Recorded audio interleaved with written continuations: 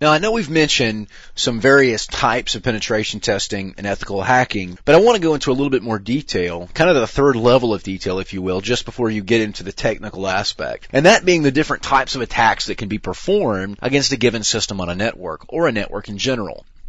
The first of which is full penetration, and that means there are no limits. Go in, tear the network up, and let's look at what's left and see if we can piece something back together. We're going to take all of the restrictions off and actually treat as if we are a real hacker. Go in, no limitations, try to hide our tracks, protect ourselves. And when it's all said and done, we can get a really true picture of what the network looks like.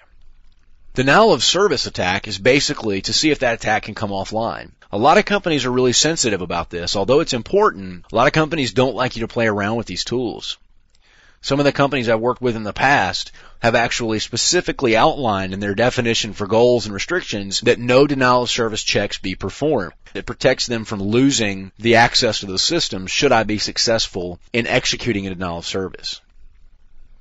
Specific information. Some companies may come to you and say, we're worried that someone might gain access to our stored credit card information. Say I'm an online bookseller, for example. I want you to see if you can get to my credit card information. Well, that's a great example of theft or disclosure of information. So we want to see if we can gain access to those records. That means everything else is off limits unless it's necessary to get to that point. So that's another great example of a type of attack that you might be asked to perform.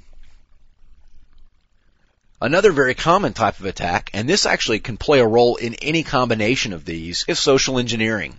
Basically, the act of tricking someone into doing something for you or giving you information that you wouldn't normally be able to gain access to or perform certain actions. So, social engineering, like I said, will generally play a role in a lot of these, but in some circumstances can be its own form of penetration testing.